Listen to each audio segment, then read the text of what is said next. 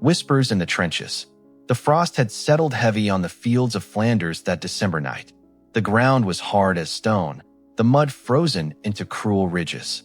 In the distance, machine guns slept. Artillery had gone quiet.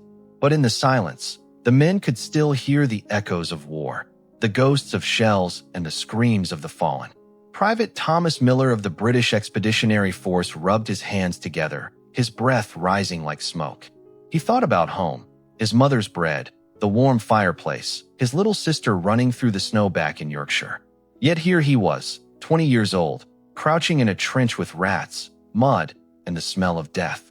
"Bloody Christmas Eve," muttered Corporal Hughes beside him, trying to light a cigarette with numb fingers. On the other side of the wire, across no man's land, the Germans were no different. Young men, barely older than boys, wrapped themselves in threadbare coats. One of them, a Bavarian named Wilhelm, pulled out a harmonica. Slowly, softly, a tune began to rise into the icy air. It was faint at first, carried by the wind, still knacked. Heilige Nacht. Is that? Hughes froze. Are they singing carols? Thomas leaned up, peering over the trench wall. He listened. Yes, it was unmistakable. The Germans were singing Silent Night. And what's more, their voices were not filled with hate, not with war, but with warmth. For the first time in months, the battlefield felt human. Some of the British soldiers laughed nervously. Others joined in.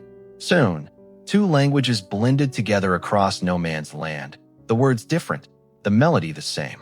War paused that night, and something unforgettable was about to begin. The light in the darkness. The men huddled closer, straining to hear. The song drifted over the frozen earth like a candle in the night. Silent night, holy night. The words felt unreal in a place built for killing. Thomas felt his throat tighten. It had been months since he'd heard anything so gentle. Around him, the other soldiers stirred, whispering to one another. No orders came down from the officers.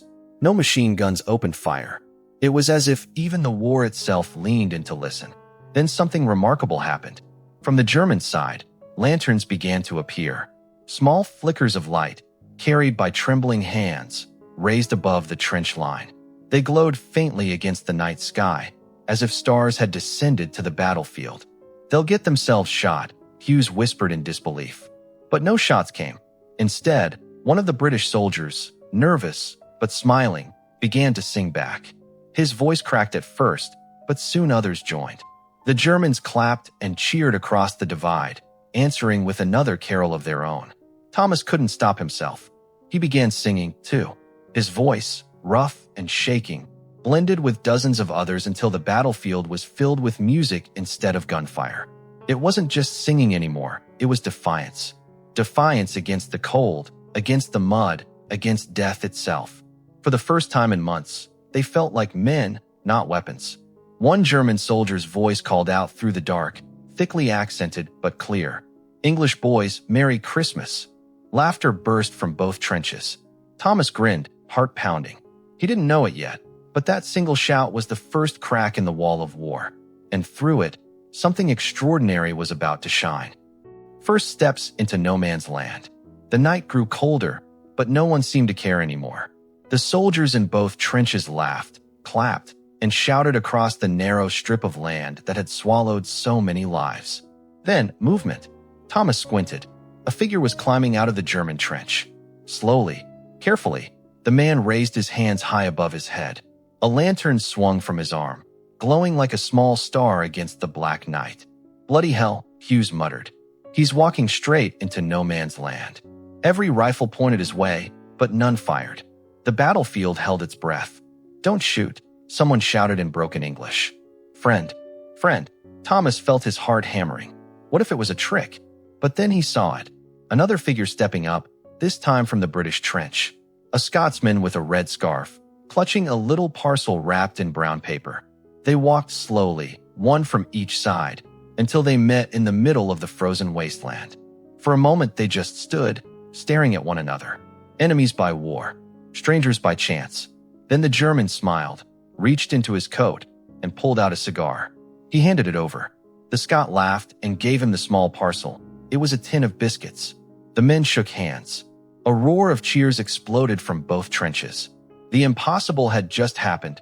Two enemies had touched hands where only death had ruled before. Thomas leaned against the trench wall, hardly believing his eyes. "If they can do it," he whispered, "why can't we?" And with that thought, more men began climbing out of the mud, walking step by cautious step toward the middle of no man's land. Gifts across the wire. Within minutes, the frozen wasteland between the trenches turned into something no soldier could have imagined. Men who, just yesterday, had fired bullets at each other were now meeting face to face, stumbling across the hard ground with nervous smiles. Thomas climbed out with Hughes, his boots crunching on the frosted soil. His stomach twisted with fear. What if someone panicked and fired?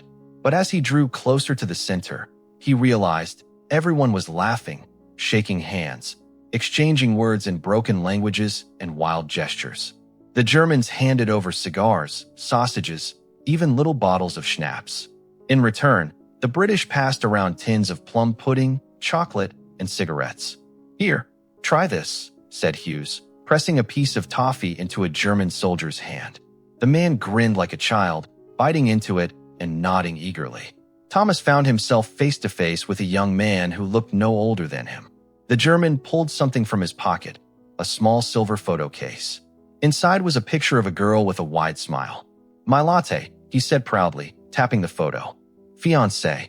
Thomas felt his chest tighten. He reached into his coat and showed the German a photo of his own family. The two young men, who should have been enemies, stood there smiling at each other's treasures. Around them, the battlefield had transformed. Instead of the sound of rifles and mortars, there was chatter, laughter, and even bursts of singing. Someone produced a mouth organ, another a fiddle, and soon music filled the cold night.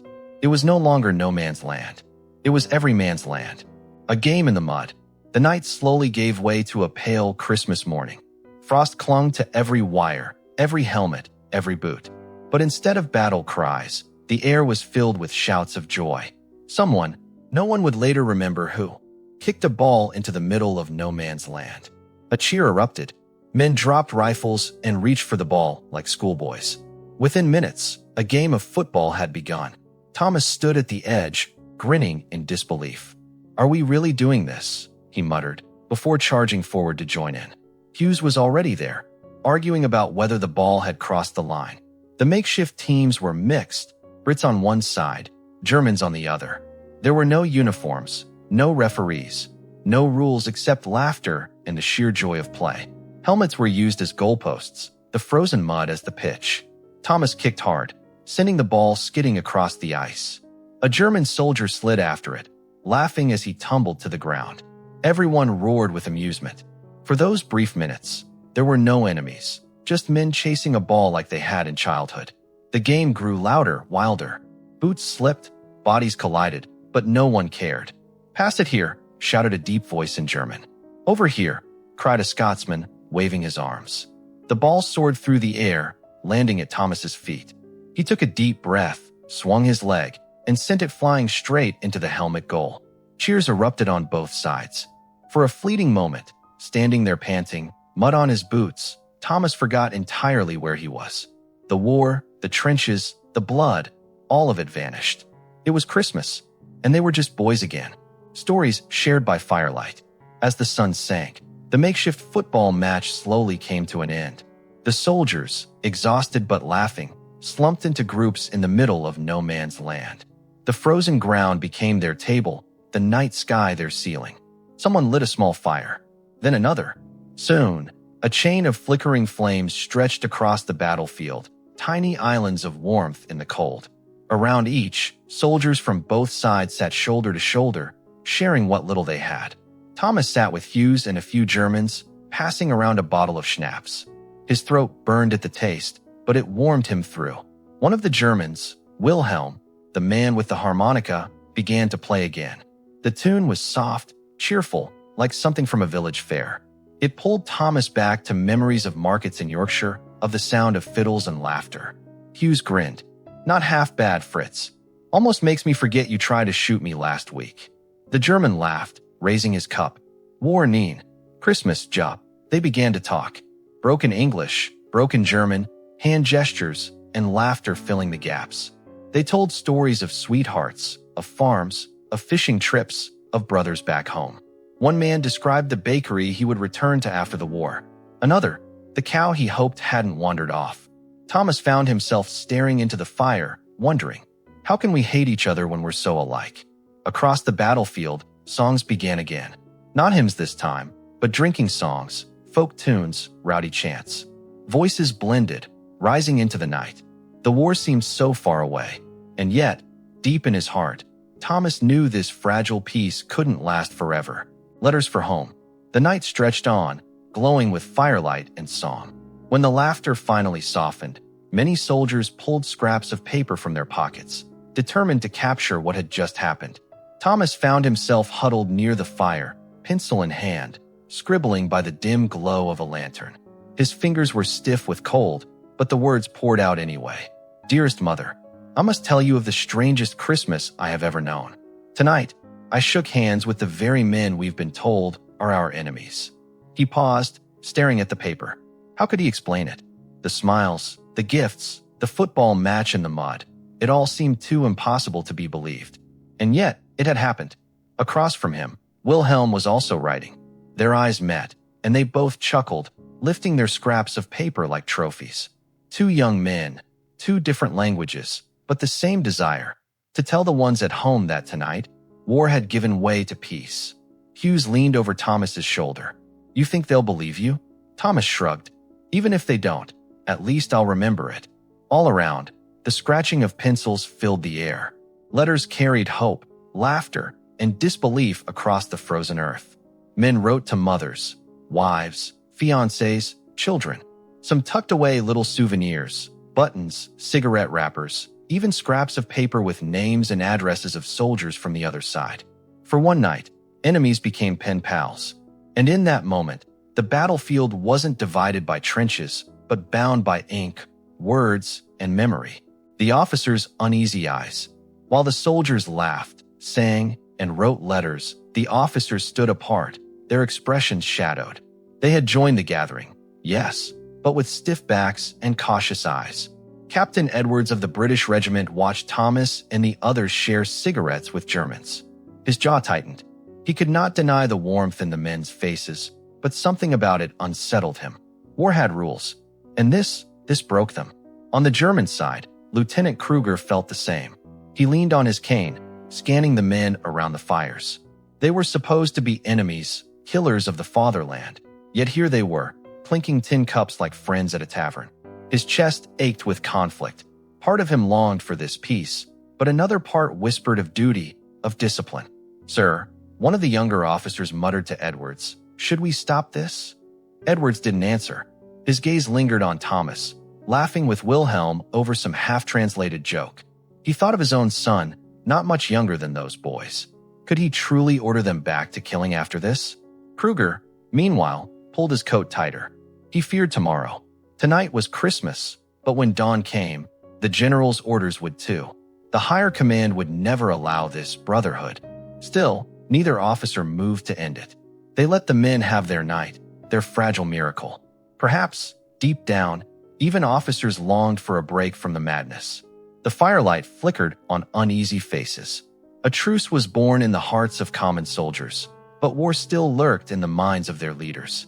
Photographs in the frost. Morning came gray and brittle, the kind of cold that bites straight through wool and skin. The men stirred slowly, rubbing stiff arms and stamping frozen boots. Yet unlike other mornings, there was no thunder of shells, no bark of rifles, only the sound of voices, laughter, and the crunch of men moving freely in the open. Thomas wandered into no man's land again, his breath curling into the frosty air. Around him, soldiers were showing each other little treasures from home. A German pulled out a photograph of his wife, her hair pinned neatly beneath a bonnet. Another held up a picture of two boys with wide grins, pointing proudly. Mean Kinder. Thomas felt his heart twist as he showed his own photo, a black and white image of his family lined up in front of their stone house in Yorkshire. His mother's proud face, his father's stiff stance, his sister waving her hand too high for the camera. Wilhelm studied the photo with care, then reached out to tap the little girl's image. Your Schwester? She looks like sunshine. Thomas laughed. Aye, always smiling, that one. Nearby, Hughes swapped a button from his uniform with a German soldier. Another pair of men tried on each other's hats, stumbling about and saluting like fools, drawing roars of laughter from both sides. Cameras, smuggled by a lucky few, began to click. Photos were taken, men from enemy armies standing arm in arm, grinning as if they'd been friends forever. The frost glistened on the barbed wire, but for the first time, it seemed less like a prison and more like a decoration, icicles sparkling in the pale light. The men captured memories in ink, in photographs, in souvenirs. Proof, perhaps, that this night and day of peace had truly happened. Proof to carry home, to say, yes, even here, humanity lived. The general's shadows. Far behind the lines, where the mud gave way to warm headquarters and polished boots, word of the strange peace began to spread. Runners carried messages, officers scribbled reports, and whispers moved faster than gunfire. The generals were not pleased. In Berlin, in London, in Paris, the thought of soldiers laying down their arms to sing and shake hands was seen not as hope, but as danger. Discipline, obedience, hatred of the enemy, these were the pillars of war. If they crumbled, the whole machine might collapse. Back in the trenches, the men knew nothing of the storm brewing above them. But the officers, Edwards and Kruger, had already received quiet warnings. This fraternization was not to continue. Orders would come soon. Still, they hesitated to tell their men. How could they? After watching them laugh, trade gifts, and even play football, how could they order them back to killing? Thomas noticed Captain Edwards pacing near the trench edge, his face like stone. He recognized that look. It was the same face his father wore before giving bad news at home. Wilhelm, on his side, saw Lieutenant Kruger clutching a telegram with white knuckles, his eyes fixed on the horizon as if searching for answers in the rising mist. The men didn't speak of it. Not yet. But in their bones, they felt it. The shadow of war returning. The miracle could not last forever. For now, though, they clung to what time they had left. And as the frost glittered in the weak morning sun, Thomas whispered to himself, if only Christmas could last forever. That evening, as the sky turned violet and the cold grew sharper, a hush settled over the field once again. Fires flickered low, men huddled closer, and then, quietly at first, a voice began to sing. It was a German voice, soft but steady. "O Tannenbaum, O Tannenbaum." Another joined in, then another. Soon, the chorus swelled, rolling across the frozen land like a wave. The melody was rich, full, almost holy. The British listened in silence. Some bowed their heads, others simply closed their eyes. Then, from their side, a few men began to answer, not in German, but with a hymn of their own. God rest ye merry, gentlemen. Two songs, two languages, rose together into the cold night, weaving through one another until they no longer felt separate. It was as if the battlefield itself had become a church, the stars above the ceiling, the frost-covered earth the floor. Thomas sang too, his voice rough, his heart aching. He thought of his mother singing the same carol back home, of his sister clapping her hands out of tune, of the fire crackling in their small living room. For a moment, he was there, not here in the mud and barbed wire. Wilhelm sang as well, his eyes shining. He thought of Lotte, of how she loved Christmas songs, of how she would close her eyes and hum along while baking bread. When the last note faded, the silence was deeper than before. No one moved. No one dared speak. It was as though the world had paused to listen. And then, quietly, a British soldier said, "Perhaps this is what peace sounds like." The morning after Christmas was colder still. The frost had thickened, the sky was a dull gray, and the laughter that had filled no man's land now lingered only in memory. Thomas woke to the sound of boots crunching and officers shouting orders. Captain Edwards's voice was sharp again, the warmth of the holiday gone. "Back to the trenches, lads. This truce is over." The words struck like ice. Around Thomas, men exchanged uneasy glances. No one wanted to be the first to climb back behind the guns. Across the wire, Wilhelm heard the same orders barked in German.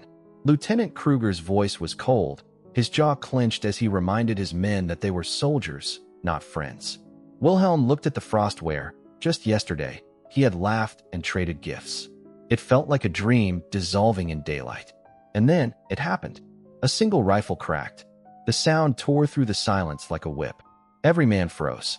No one knew who fired first. Some swore it was a warning shot into the air. Others whispered it came from far down the line, where the truce had never reached. But it didn't matter. The spell was broken. Hughes swore under his breath, gripping his rifle. Back to bloody business. Then, Thomas felt his stomach twist. He raised his weapon, but his hands shook. How could he aim at men he had shared bread with? Men who had shown him photographs of their families? Across the way, Wilhelm did the same, his rifle heavy in his grip. His heart screamed against it. The Christmas peace had ended, and the war was calling them back. The trenches stirred uneasily. Some men raised their rifles high, firing harmlessly into the sky, as if hoping to obey orders without spilling blood. Others hesitated altogether, their fingers trembling on the trigger. Thomas crouched low, staring across no man's land. Through the mist, he caught sight of Wilhelm. The young German stood with his rifle raised, but not aimed. Their eyes met, just for a heartbeat. Thomas swallowed hard. Yesterday, they had shared schnapps and laughter. Today, the war demanded they see each other as enemies again. Hughes nudged Thomas roughly. "Don't freeze up now, lad. Orders are orders." But Thomas couldn't. He lowered his rifle slightly, pretending to adjust his strap. His chest pounded with guilt, fear, confusion. Across the way, Wilhelm was doing the same, pointing his weapon toward the ground, muttering something under his breath. More gunfire rang out down the line. Mortars began to pound again, shaking the frozen earth. The fragile peace was crumbling fast.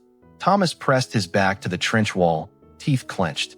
"This isn't right," he whispered. "How can we go back to killing them?" "How?" No one answered. The only reply was the crack of rifles and the scream of shells. The war had returned, and the men who had been brothers for a day were now, once more, forced into the crosshairs. By midday, the battlefield looked nothing like the Christmas miracle that had bloomed only a day before. The fires in no man's land were gone, stomped out beneath hurried boots. The laughter and songs had been replaced by the cruel rhythm of machine guns and the distant thud of artillery. The truce had ended, not with a farewell, but with silence, confusion, and then violence. Thomas crouched in his trench, the familiar smell of smoke and powder choking the air once again. In his pocket, he still carried a small souvenir Wilhelm had given him, a brass button from his uniform. He clutched it tightly, hidden from sight, as if it were a lifeline to something pure, something real. Across the lines, Wilhelm sat with his rifle across his knees. In his pocket was a scrap of paper with Thomas's name and address. He touched it every so often, like a prayer. Around him, the other soldiers had hardened once more, faces grim, voices flat. But in Wilhelm's heart, the ember of Christmas still glowed faintly, refusing to die. Captain Edwards strode along the British trench, barking orders. "Enough of this foolishness. The enemy is the enemy, and don't you forget it." His words cracked like a whip, but Thomas could see in the captain's eyes the shadow of doubt. Edwards had sung too, laughed too. Yet the war did not care for doubt. The war swallowed everything. Shells exploded further down the line, and the earth shook. Mud and snow rained into the trench, splattering on helmets and coats. The men ducked low, their brief brotherhood now buried beneath orders, fear, and the endless noise of war. The Christmas truce had ended, but the memory of it lingered, smoldering like ashes in the hearts of those who had lived it. The officers made their rounds, forcing the rhythm of war back into the men's bones. Rifles were polished, ammunition checked, and positions reinforced. The soldiers obeyed, because that was what soldiers did. But their obedience came at a cost. Thomas raised his rifle again, staring through the iron sights at the frozen wasteland ahead. His hands remembered what to do, but his heart refused. Every time he looked through the scope, he didn't see the enemy.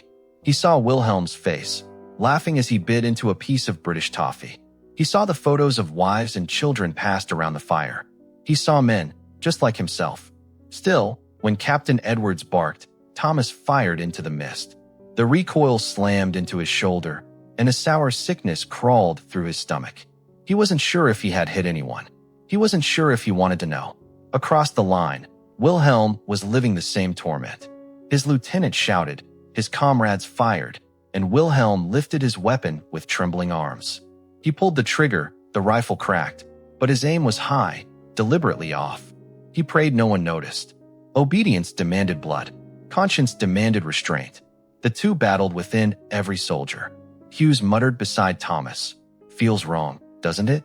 After yesterday?" His voice was rough, his eyes hollow. "We're back to the madness.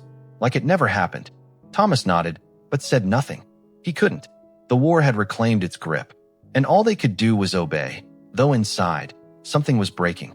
Though the guns had returned, the spirit of the truce was not so easily silenced. Beneath the thunder of artillery, whispers moved through the trenches like an underground current. At night, when the officers slept, men murmured about Christmas. They spoke of the football match, of the songs, of the gifts exchanged. Some admitted they had never laughed so hard in their lives. Others confessed they had seen the enemy smile and couldn't unsee it. Thomas leaned close to Hughes as they crouched in the dark. "Do you think," he whispered, "they felt the same way? That they're still thinking of it, just like us?" Hughes gave a tired grin. I reckon they are. You don't forget something like that." On the German side, Wilhelm whispered too.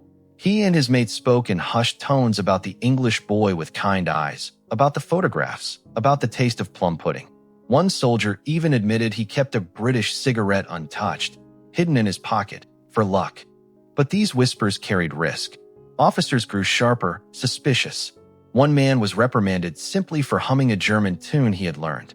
Another for keeping a souvenir from the truce. The higher command wanted silence. They wanted the memory buried. Yet the men couldn't let it go. For in the midst of mud, rats, and death, the truce had shown them something powerful, a glimpse of the world as it should have been. And though orders demanded they fight, their hearts still carried the echo of that holy night. One gray afternoon, after hours of shelling, the battlefield fell strangely quiet. Smoke drifted low across no man's land, curling between shattered trees and barbed wire. Thomas peered over the trench lip, scanning the ground. And then he saw it. A body lay sprawled in the mud between the lines. A German uniform, one hand outstretched, fingers stiff with frost. Something glimmered near the body, half buried in the muck. Against orders, Thomas crawled out a little way, his stomach pressed to the frozen ground. Bullets didn't come, no one fired. Carefully, he reached forward and pulled the object free. It was a small tin, dented but intact. He opened it. Inside lay scraps of paper, folded neatly. Letters. One letter bore a name on the front, Wilhelm Bauer. Thomas's breath caught. Wilhelm. He scrambled back to the trench, heart pounding. Hughes grabbed his arm. "You're mad, Miller. You'll get yourself killed crawling out there like that." But Thomas wasn't listening. His eyes were fixed on the name. Wilhelm, the man with the harmonica, the man who had shown him Latte's photograph, who had sung beside him at the fire. Was it him out there? Was his body lying frozen in the mud? Thomas felt his chest tighten with dread. He tucked the tin under his coat, whispering to himself, "Please, not him." The war had stolen countless faces already, but Thomas prayed it had not stolen the one friend he had found among enemies. That night, when the shelling eased and the trench grew quiet, Thomas pulled the dented tin from his coat. His hands trembled as he unfolded the papers inside. They were letters, all written in careful German script. He couldn't read most of the words, but he recognized one name written again and again, Latte. At the very bottom of the tin lay something small and familiar. A harmonica, the same one Wilhelm had played by the fire. Thomas's throat closed. He lifted it to his lips, hesitated, then blew a soft note. The sound was thin, wavering, but it carried through the trench like a ghost. Hughes stirred beside him. "Bloody hell, Tom. Where'd you get that?" Thomas shook his head. "From the mud. From Wilhelm." His voice cracked. "I think he's gone." Hughes said nothing. He simply clapped a hand on Thomas's shoulder, the weight heavy but steady. Across the line, in the German trench, a soldier stiffened at the sound of the harmonica drifting through the night. Wilhelm sat up slowly, eyes wide. That was his instrument. He pressed against the trench wall, listening hard. Someone, an Englishman, was playing it. His chest ached, but not with anger. No, it was something else entirely. A strange warmth spread through him, a reminder that perhaps Thomas still remembered him. That perhaps, even in war, friendship could survive. Both young men, separated by mud and wire, stared into the dark, hearing the same fragile tune, clinging to the same fragile hope. The days after Christmas grew harsher. Snow fell heavier, the cold cut deeper, and the war machine rolled forward as if the truce had never existed. But in the quiet moments, men still remembered, and that memory frightened the higher command more than any enemy bullet. One morning, Captain Edwards gathered Thomas and the others. His face was pale, his voice clipped. He held a folded paper in his hand. Orders. Men, he began, I won't dress this up. Word has reached command about the fraternization that took place here. He paused, his jaw tight. From this day forward, any man found speaking to, trading with, or showing mercy to the enemy will be court-martialed. Do you understand? A heavy silence fell over the trench. Hughes muttered a curse under his breath. Thomas felt his stomach twist. Court-martial meant prison. It meant shame. In some cases, even execution.